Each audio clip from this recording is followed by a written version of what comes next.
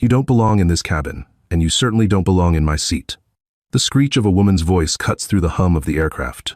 A 19-year-old boy in a faded hoodie is gripping his armrest, eyes wide with panic, while a burly security officer reaches for his collar. I paid for this ticket, the boy pleads, but nobody is listening. The officer yanks him up, the sound of tearing fabric echoing in the silence of the stunned passengers. It looks like another tragic case of profiling until the cockpit door flies open. The captain steps out, sees the boy, and his face goes pale. He doesn't yell at the kid, he salutes him. Sir, what are they doing to you? This is the story of how one arrogant mistake cost an airline millions and ended 3 careers in a single hour. The air inside JFK's Terminal 4, Gate B32, was thick with the scent of burnt coffee and the nervous energy of 500 people trying to get to London. Outside the floor-to-ceiling windows, the gray tarmac shimmered under the heat of jet engines, but inside, the temperature was dropping rapidly.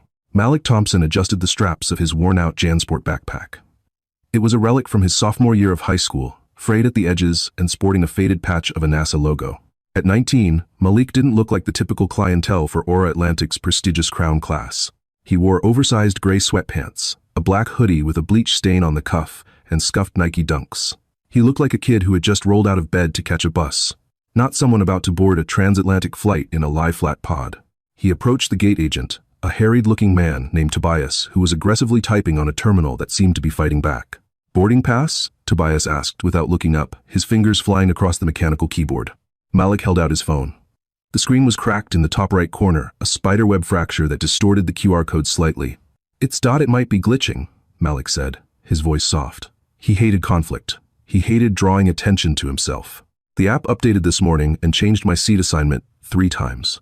Tobias sighed, the heavy, dramatic sigh of a man who had already dealt with 4 oversold flights that day.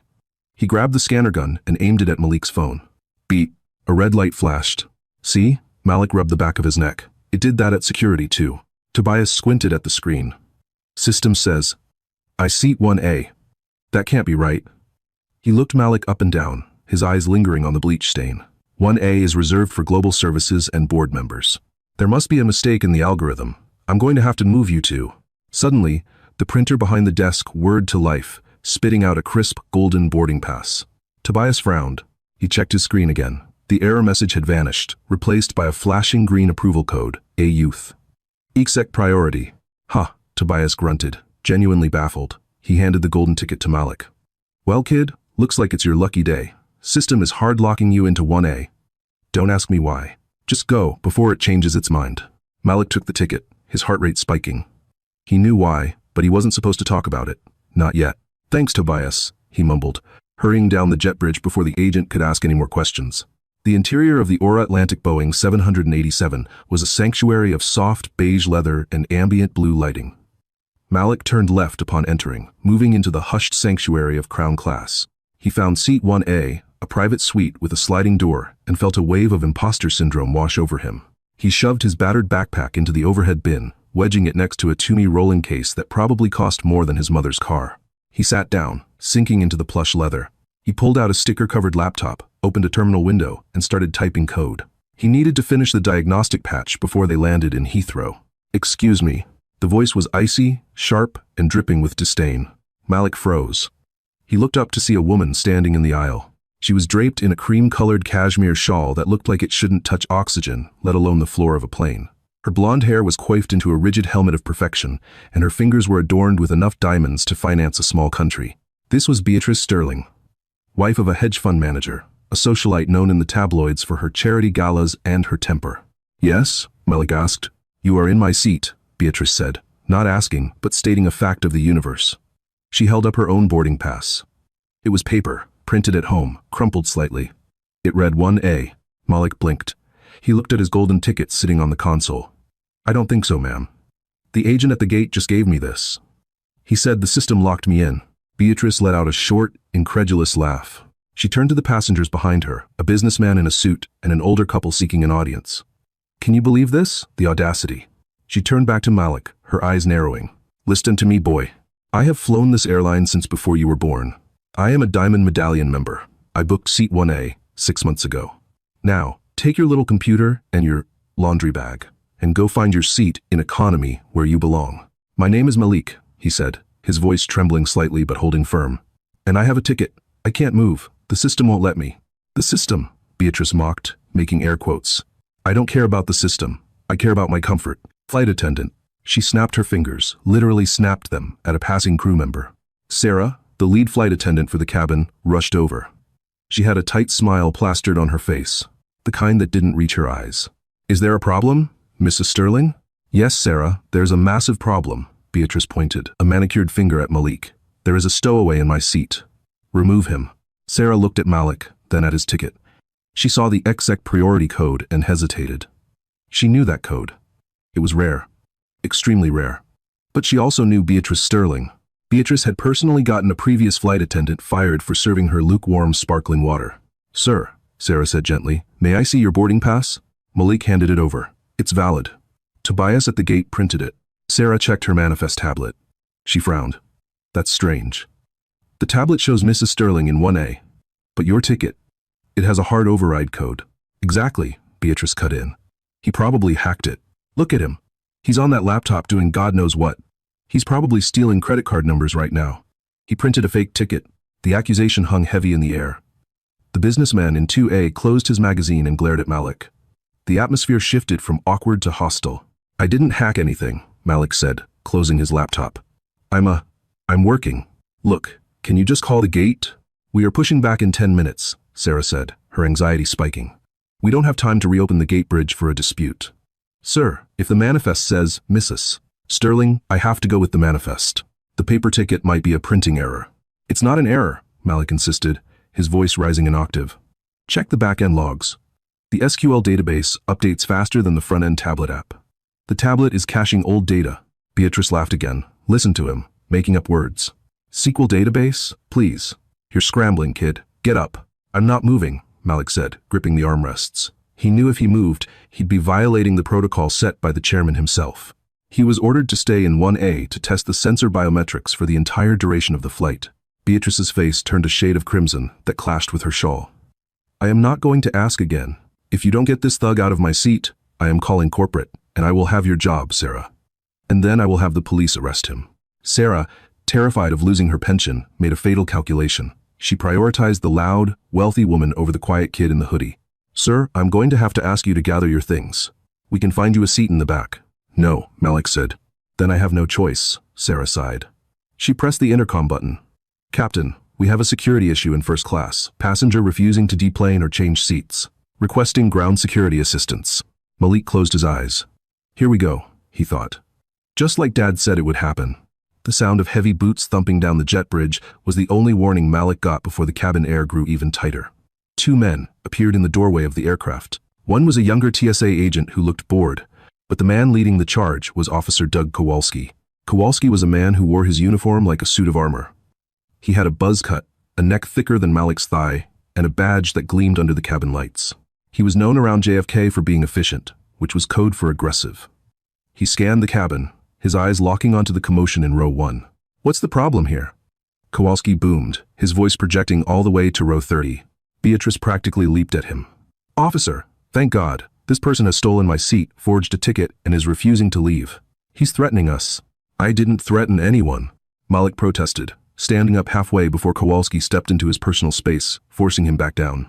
Sit down, son, Kowalski barked. He turned to Sarah. Is he a ticketed passenger for this seat? The manifest says no, Sarah said, her voice shaking. Mrs. Sterling is assigned 1A. That's all I need to hear, Kowalski said. He turned his full attention to Malik. All right, kid, the party's over. Grab your trash and let's go. It's not trash, it's my equipment, Malik said, reaching for his laptop. Don't reach for anything. Kowalski's hand dropped to his taser holster, hands where I can see them. Malik froze, raising his hands. I'm just trying to show you the digital ID I have a contract with. I don't care who you have a contract with. You're trespassing on a federal aircraft. Now, stand up slowly. Malik stood up. He was tall, actually taller than Kowalski, which seemed to annoy the officer even more. Sir, please, just look at the code on the ticket. It says exec priority. If you drag me off this plane, you're going to trigger a level 4 security lockout on the airline's mainframe. I'm the only one with a biometric key to unlock it. Beatrice scoffed. He's delusional. He's high on something. Officer, look at his eyes. Kowalski didn't look at the ticket. He didn't look at Malik's eyes. He saw a hoodie. He saw a kid who didn't fit the demographic of a $12,000 seat. He saw an easy win. Level 4 lockout? Sure, James Bond. Let's go. Kowalski grabbed Malik by the bicep. Ow, you don't have to grab me. Malik flinched, trying to pull his arm away. Resisting, Kowalski yelled. He's resisting. That was the green light. Kowalski didn't just guide him out, he slammed Malik against the bulkhead. The sound of Malik's shoulder hitting the wall was sickeningly loud. Hey! A passenger from row 3 stood up. That was unnecessary. Sit down or you're coming too. Kowalski shouted back. He twisted Malik's arm behind his back, forcing his head down. Stop fighting. I'm not fighting, Malik gasped, pain shooting through his shoulder. My laptop is still at the seat. Forget the laptop. Kowalski shoved Malik forward, marching him down the narrow aisle. Malik stumbled, his sneaker catching on the carpet. He fell to his knees. Instead of helping him up, Kowalski dragged him. Literally dragged him. He hooked his arms under Malik's armpits and hauled him backward like a sack of concrete. Malik's hoodie bunched up around his neck, choking him slightly. Get off me. I can walk, Malik wheezed. You had your chance to walk. Kowalski grunted, sweating now. Beatrice stood by her seat, smoothing her shawl, a look of triumphant vindication on her face. Finally, she muttered, Can someone bring me a sanitizing wipe? He touched the armrest. As they reached the galley separating first class from the cockpit, Malik managed to plant his feet. He was strong, surprisingly so. He braced himself against the galley cart storage. Officer, stop, Malik yelled, his voice cracking. My name is Malik Thompson. Check the name. Call the CEO's office. Call David Vance. David Vance is the chairman of the board, kid. I don't think he takes calls from seat stealers, Kowalski sneered. He prepared to shove Malik through the open cabin door and onto the jet bridge. But the commotion had become too loud to ignore. The heavy reinforced door to the cockpit clicked. The lock disengaged. Captain Richard O'Connell stepped out. He was a legend in the airline industry, a silver-haired man with 30 years of flight time, known for landing a cripple 747 inches a Typhoon in Hong Kong. He adjusted his hat, his eyes adjusting from the dark cockpit to the bright galley lights. What in the hell is going on back here? Captain O'Connell demanded, his voice a low rumble of authority that instantly silenced the area. Kowalski paused, holding Malik in a headlock. Just clearing an unruly passenger. Captain. Seat thief. Became combative. We're removing him now so you can push back. O'Connell looked at Kowalski, then he looked at the boy in the headlock. He saw the face. He saw the scar above the eyebrow, a distinct mark he had seen in a company memo just 3 hours ago. The captain's eyes widened. The color drained from his face so fast he looked like he might faint. Let him go, O'Connell whispered. Kowalski blinked. Say again, Cap? He's dangerous. I said. O'Connell's voice rose to a roar. Take your hands off him right now. Kowalski was so startled he dropped Malik. Malik slumped against the beverage cart, coughing, rubbing his bruised arm. O'Connell didn't look at the officer. He dropped to one knee, actually knelt on the galley floor next to Malik. The passengers stretching their necks to see gasped. The captain never knelt. Mr. Thompson, O'Connell said, his voice trembling with genuine horror. Sir, are you all right? Beatrice, who had walked up to the galley to watch the show, froze. Captain, why are you calling that criminal, sir? O'Connell slowly stood up, turning to face Beatrice and Officer Kowalski. His eyes were cold, hard flint. This criminal. O'Connell pointed a shaking hand at Malik. Is Mr. Malik Thompson. He isn't just a passenger. As of this morning's board meeting, he is the newly appointed Chief Technical Architect for Aura Atlantic. The silence that followed was louder than a jet engine. And, O'Connell continued, glaring at Beatrice. He is the majority shareholder's representative on this flight. He owns, technically speaking. He owns this plane. Beatrice's mouth opened, but no sound came out. Kowalski took a step back, his hand falling away from his belt. He's the owner? Malik stood up slowly, fixing his hoodie. He didn't look angry. He looked disappointed. He looked at Kowalski, then at Beatrice. I tried to tell you, Malik said quietly. The system updated. I didn't steal the seat. I designed the algorithm that assigned it. The silence in the galley was absolute, broken only by the hum of the auxiliary power unit and the ragged breathing of Officer Kowalski. The realization of what Captain O'Connell had just said hit the small group like a physical blow. Owner. Majority shareholder. Chief architect. Malik Thompson stood up, wincing as he rotated his left shoulder. The adrenaline was fading, replaced by a throbbing ache where the bulkhead had met his bone. He didn't look triumphant. He looked exhausted. He reached down and picked up his glasses, which had been knocked askew during the scuffle, and placed them back on his nose. Captain, Malik said, his voice raspy. I appreciate the intervention. I really just wanted to get to London to fix the server migration. I didn't want this. He gestured to the stunned passengers peering out from their pods and the terrified flight attendant, Sarah, who was now pressing herself against the cockpit door as if trying to merge with the metal. Beatrice Sterling, however, was not a woman who understood the concept of defeat. Her reality was constructed of black cards, galas, and the unshakable belief that she was the protagonist of the universe. To her, this wasn't a misunderstanding. It was a conspiracy. "This is ridiculous," Beatrice snapped, breaking the silence. She adjusted her diamond bracelet, her eyes flashing with indignation. "Captain O'Connell, is it? You are clearly being manipulated. Look at him. He's a child in a hoodie. He probably hacked your manifest just like he hacked the ticket. I am calling my husband, Robert Sterling, right now. He is a personal friend of the Vice President of Operations." O'Connell looked at Beatrice with a mixture of pity and icy fury. He turned to Sarah. "Sarah, bring me the flight manifest. The master iPad, not the cabin one." Sarah scrambled to obey, her hands shaking so badly she dropped the stylus twice. She handed the device to the captain. O'Connell tapped the screen 3 times, bringing up the ownership logs and the VIP flagged list. He turned the screen toward Beatrice. "Mrs. Sterling, do you see this name at the top of the hierarchy? Above the CEO? Above the board?" Beatrice squinted. The name Malik Thompson was highlighted in a pulsing, gold border. "That's a mistake," she stammered, her voice losing some of its edge. "It is not a mistake," O'Connell said, his voice low and dangerous. "Mr. Thompson's firm, Nexus Dynamics, acquired a 40% stake in Aura Atlantic's parent company at 8 a.m. this morning. Part of the acquisition deal was that he would personally fly the route to test the new biometrics. He isn't just a passenger. In a very real legal sense, Mrs. Sterling, he is your host." Kowalski, realizing his career was currently evaporating, tried to salvage the situation. "Captain, I was just following protocol." The lady said he was hostile. "I didn't know." "You didn't verify," O'Connell cut him off. "You put your hands on a passenger without verifying a single piece of data. You assaulted a 19-year-old boy because a passenger pointed a finger." O'Connell took a deep breath. He turned to Malik. "Mr. Thompson, on behalf of the flight deck, I am profoundly sorry. We can have paramedics here in 5 minutes. We can delay the flight." "No," Malik said, rubbing his shoulder. "No delays. The migration has to happen by noon London time or the entire Atlantic fleet goes offline. I need to be in the air." "Very well," O'Connell nodded. He then turned his gaze back to Beatrice. "However, we have a security issue that must be resolved." Beatrice smirked, smoothing her cashmere shawl. "Finally. Get him out of here so we can leave." "Not him," O'Connell said softly. He pointed a finger at the open cabin door. "You," O'Connell said to Beatrice.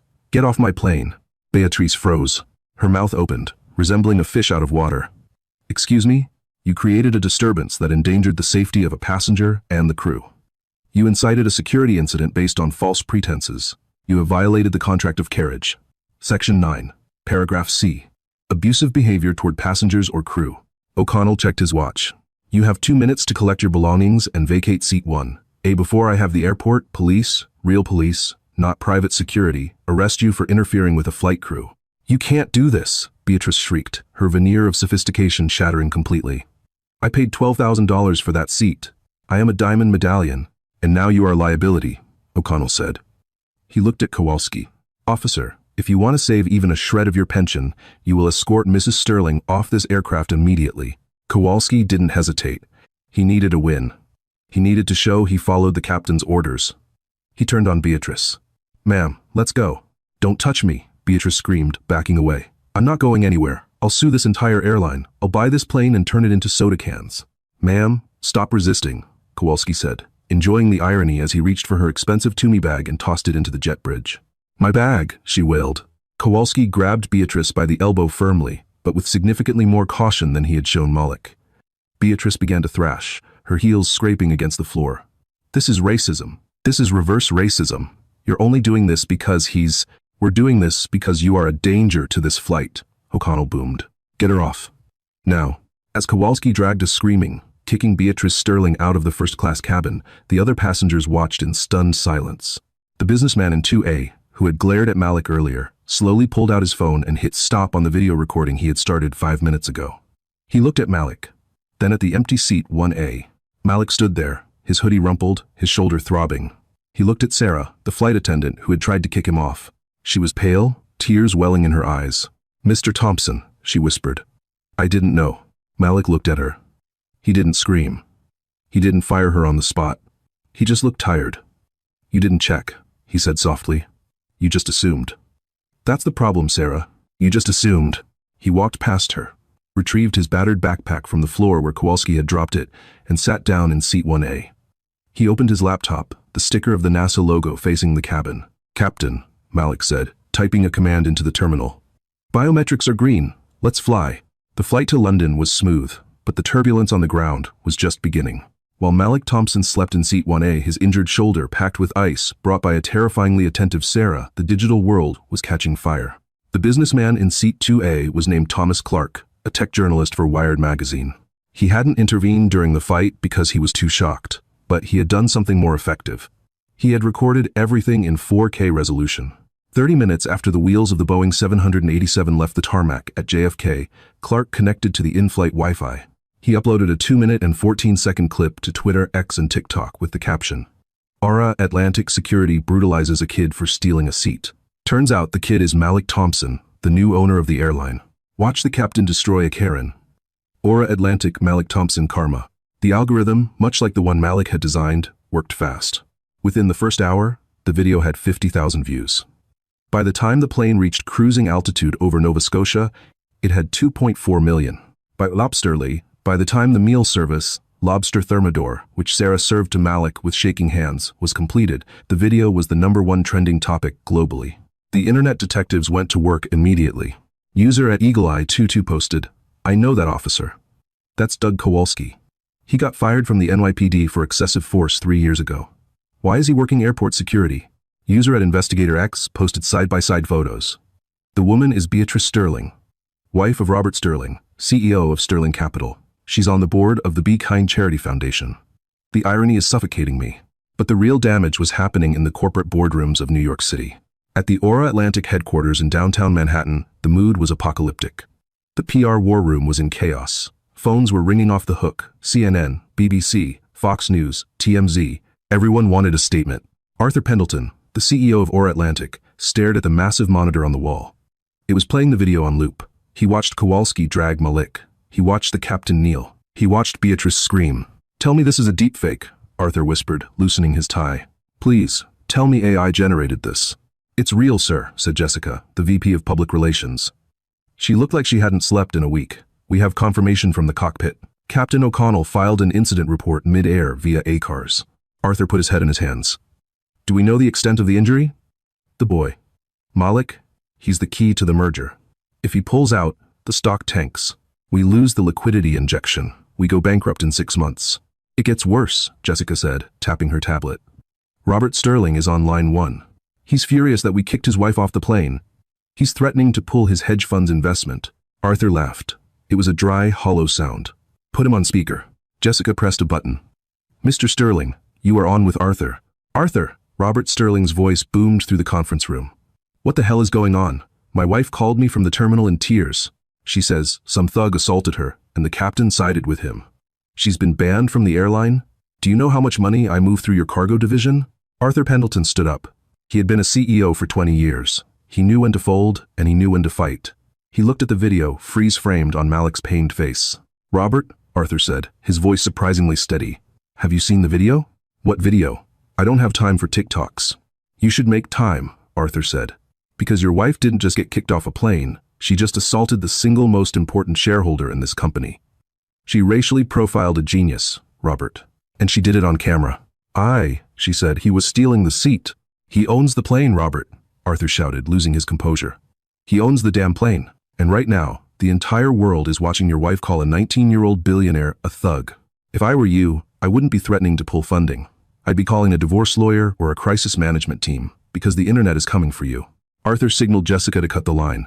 The room fell silent. "What do we do?" Jessica asked. Arthur buttoned his jacket. "Draft a statement. Full apology to Mr. Thompson. Immediate termination of the contract with the security firm that employs Kowalski. Indefinite ban for Beatrice Sterling. And get a medical team, the best in London, waiting at the gate at Heathrow. I'm getting on the next flight. And Sarah? The flight attendant?" Arthur sighed. "Suspension pending investigation." "She didn't check the ticket, Jessica. She let bias drive the plane. We can't have that." London Heathrow, Terminal 3. The arrival was unlike anything the ground crew had ever seen. Usually, when a plane lands, passengers simply disembark. When Flight AA 882 taxied to the gate, 3 black Range Rovers were waiting on the tarmac. Malik walked down the stairs of the jet bridge, his backpack slung over his good shoulder. He was greeted not by immigration officers, but by a woman in a sharp navy suit who looked like she could cut glass with her jawline. This was Eleanor Vance, no relation to the band name, just a coincidence of the industry. The toughest solicitor in London, retained by Nexus Dynamics within minutes of the video going live. "Mr. Thompson," Eleanor said, extending a hand. "I'm sorry we have to meet under these circumstances. I have a car waiting. We need to get your shoulder looked at." "I'm fine," Malik mumbled, though he was pale. "I need to get to the server farm in Slough." "The servers can wait an hour," Eleanor said firmly. "We are going to a private clinic. We need documentation of the injuries for the lawsuit." "I don't want to sue," Malik said as he got into the back of the Rover. "I just want people to do their jobs." "Malik," Eleanor said, sliding in next to him as the car pulled away, flanked by police escorts. "You might not want a war, but you are in one. Beatrice Sterling has already released a statement through her lawyer, accusing you of provocation and menacing behavior. She is doubling down. If we don't hit back hard, the narrative will shift. They will try to dig up dirt on you. They will try to say you looked threatening." Malik looked out the window at the gray London sky. "I was sitting in my seat. I was coding." "I know," Eleanor said softly, "and we are going to make sure the world never forgets that." Meanwhile, back in New York, the karma was arriving via courier.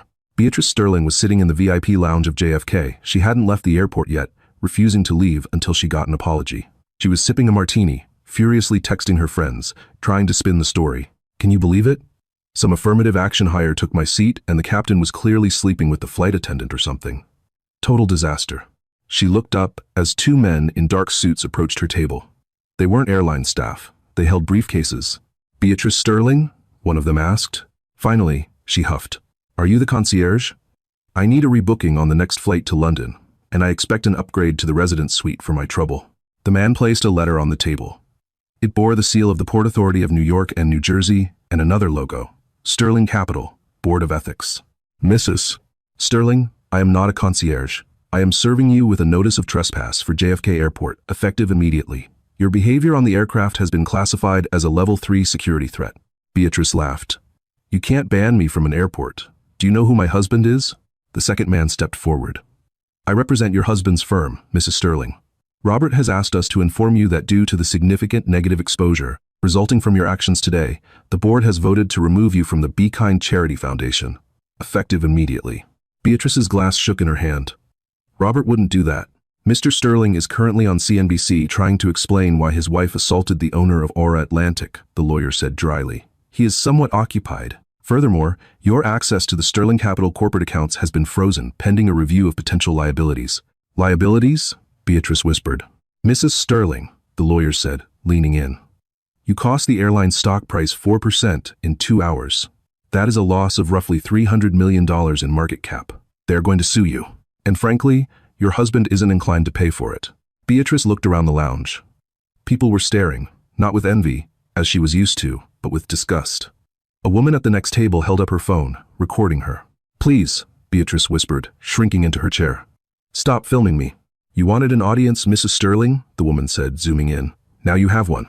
Back in London, inside the plush interior of the Range Rover, Malik's phone buzzed. It was a notification from the Aura Atlantic app. "Dear Mr. Thompson, we have refunded your ticket. Additionally, we have credited your account with 1 million miles. We are deeply sorry." Malik swiped the notification away. He opened his terminal app. "Eleanor," he said. "Yes? You said they are going to sue Beatrice?" "Oh, absolutely. Aura Atlantic has to save face." Malik typed a line of code. "Good. But I want to do something else." "What's that?" Malik turned the laptop to show her. He had accessed the back end of the airline's no-fly database. "I'm rewriting the algorithm for the ban list," Malik said, his eyes tired but sharp. "It used to be manual entry. I'm automating it. If a passenger is flagged for abuse of power or bias-motivated aggression by 3 or more crew members, they are automatically blacklisted from not just Aura, but every partner airline in the alliance. Delta, Virgin, Air France.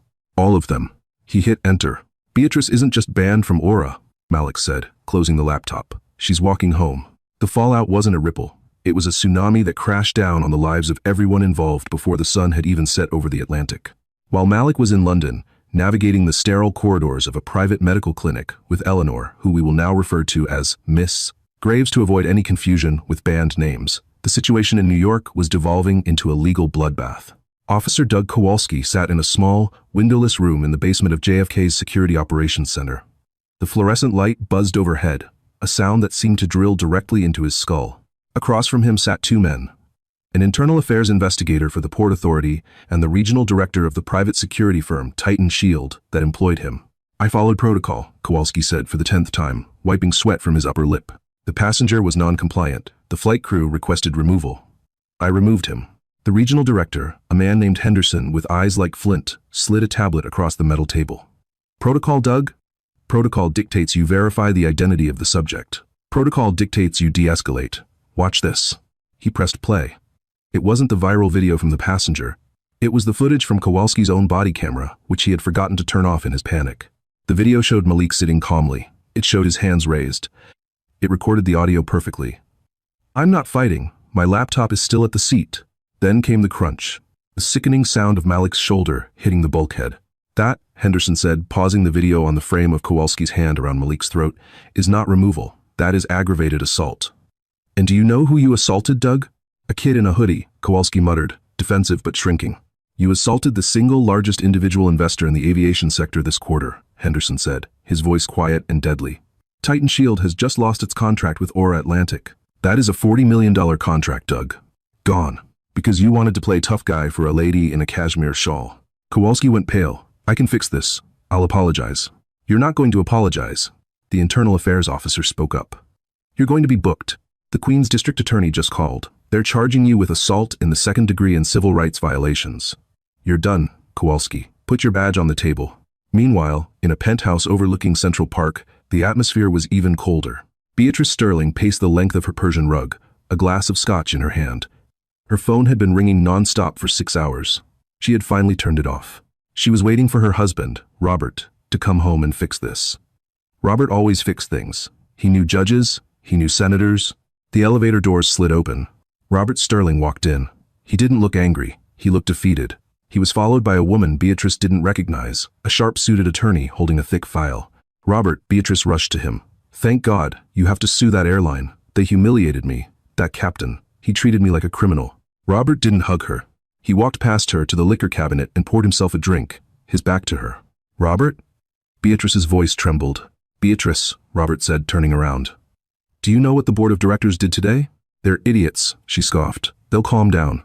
They voted to remove me as CEO if I don't distance myself from the toxic asset that is currently trending on Twitter," Robert said. "You are the toxic asset, Beatrice." "Me? I'm your wife." "You are a liability." The female attorney stepped forward. "Mrs. Sterling, I am serving you with divorce papers. Robert is filing for an immediate separation." Beatrice dropped her glass. It shattered on the floor, whiskey soaking into the rug. "You can't be serious. Over a seat? Over some boy?" "It's not about the seat," Robert said, his voice rising for the first time. "It's about the fact that you haven't learned a damn thing in 20 years. You think you own the world, Beatrice. And today, the world decided it had enough of you. The prenup is ironclad. You get the Hamptons house and a stipend, but you are out of this apartment, and you are out of my life. By tomorrow morning." "I'm going to Europe," Beatrice screamed, tears streaming down her face, her mascara running in dark streaks. "I'm leaving. I'm going to the villa in Tuscany. I don't need you." "Good luck with that," Robert said, taking a sip of his drink. Beatrice stormed out. She grabbed her emergency bag, the Louis Vuitton duffel she kept, packed and summoned an Uber Black. She was going to JFK. She would fly Alitalia. She would fly Delta. She didn't care. She just needed to get away from the humiliation. 2 hours later, Beatrice stood at the check-in counter for Delta Airlines at Terminal 4. She slapped her passport down. One way to Rome.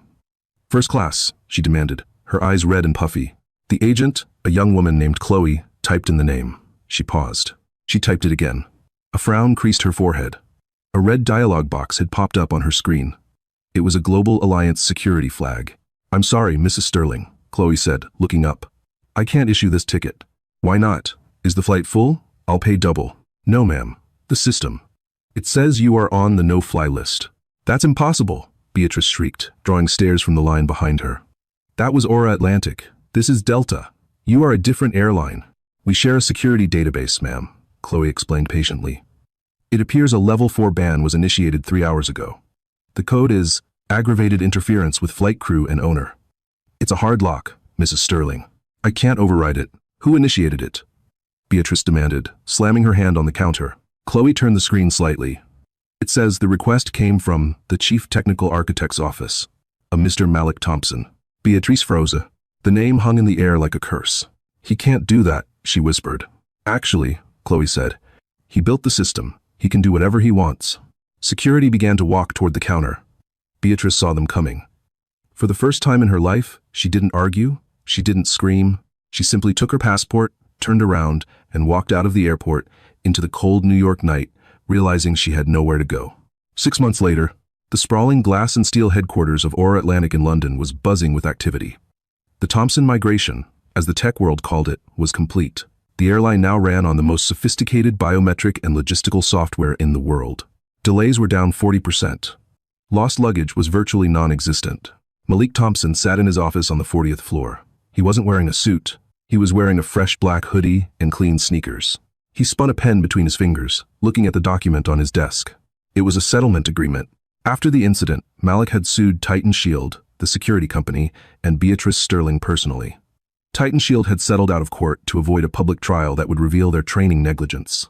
Beatrice, desperate to avoid losing her Hamptons house, had liquidated her jewelry collection and settled for an undisclosed sum that left her financially crippled.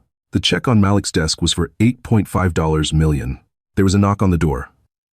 Captain Richard O'Connell walked in. He looked different. He was wearing a new uniform with 4 stripes. But the insignia on his lapel was different. It was the pin of the Chief of Fleet Operations. Knock, knock. O'Connell smiled, his eyes crinkling at the corners. Got a minute, boss? Don't call me boss, Captain. Malik smiled, standing up to shake his hand. You outrank me in the air. Not anymore. O'Connell laughed. I'm flying a desk these days. Arthur wants me overseeing the pilot training program. He wants to make sure no one ever kneels in a galley again unless they're proposing. Malik chuckled, but his eyes drifted back to the check. Heavy number? O'Connell asked, nodding at the paper. Yeah, Malik sighed. It feels dirty. Like blood money. Beatrice lost everything. Her husband left her. She's living in a condo in New Jersey. She can't fly. She has to take trains everywhere. That's not your fault, Malik, O'Connell said firmly. That's gravity. She jumped off a cliff. She can't blame the ground for hitting her. I know, Malik said, but I don't want this money. I didn't get into this for the cash. I just wanted to write code. He picked up the check. I have an idea, but I need your help, Captain. Name it. I want to start a program. The Crown Class Scholarship. We take this money, all of it, and we fund flight school and aviation engineering degrees for kids who look like me. Kids from neighborhoods where they never see the inside of a plane, let alone the cockpit. O'Connell smiled, a genuine, proud smile. That's a hell of an idea. But why do you need me? I need a face for it, Malik said. I'm the back-end guy. I stay in the shadows. I want you to run it. You stood up for me when no one else did. If you run this program, I know those kids will be safe. O'Connell looked at the young man. He remembered the terrified kid in the headlock. Now, he saw a leader. It would be an honor, sir, O'Connell said. And this time, the sir wasn't just a title. It was respect. A year later, a YouTube video surfaced. It was a vlog from a young student pilot, a girl named Sarah, no relation to the flight attendant. She was standing in front of a Cessna trainer plane, beaming. Hey guys. So, update on flight school. I just passed my solo check ride. I literally can't believe it. A year ago, I was working at a diner, and now I'm flying. And it's all thanks to the Crown Class Scholarship. The camera panned over. Standing next to the plane, checking the oil, was a man in a familiar faded hoodie. He waved awkwardly at the camera, then went back to inspecting the engine. That's Malik, the girl whispered to the camera. He's the donor. He comes by every Saturday to check the avionics. He's super quiet, but he's a genius. The video cut to a montage of students, black, Asian, Latino, white, poor, rich, all sitting in a classroom, listening to Captain O'Connell lecture on aerodynamics. The final shot of the video showed the back of a commercial airliner. In the last row of economy, a woman sat by the window. She looked older, tired. Her clothes were plain. She was reading a magazine. It was Beatrice Sterling. She had finally been removed from the no-fly list after a year of court-mandated anger management therapy and a public apology. She wasn't in first class. She wasn't a diamond medallion. She was in seat 42B, right next to the lavatory. As the plane taxied, the captain's voice came over the intercom. Good afternoon, folks. This is Captain Washington speaking. We are looking at a smooth ride to Chicago today. I'd like to give a special shout-out to our chief architect, Mr. Malik Thompson, who just upgraded our navigation systems to get us there 10 minutes early. Beatrice stiffened. She looked out the window. On the tarmac, watching the plane push back, stood Malik and O'Connell. Malik wasn't looking at the plane with anger. He wasn't looking for revenge. He was just checking the wing flaps, making sure the code was running smooth. Beatrice closed her eyes, leaned her head against the plastic wall of the economy cabin, and finally, truly, understood. The world had changed. And for the first time, she was just a passenger in it. And that, my friends, is the story of how one moment of prejudice collided with a lifetime of preparation. It's a reminder that you never truly know who you are talking to or who is listening. Malik Thompson didn't just win a lawsuit, he rewrote the rules of the game. He turned a moment of trauma into a legacy of opportunity. Beatrice Sterling lost her status, but she learned a lesson that money can't buy. Respect is earned, not purchased. If you enjoyed this story of justice, karma, and high-flying drama, please destroy that like button just like Captain O'Connell destroyed that Karen's ego. Don't forget to subscribe and hit the bell so you never miss a story. And tell me in the comments, if you were Malik, would you have banned Beatrice for life, or would you have let her fly? Let's argue in the comments below. Stay safe and fly high.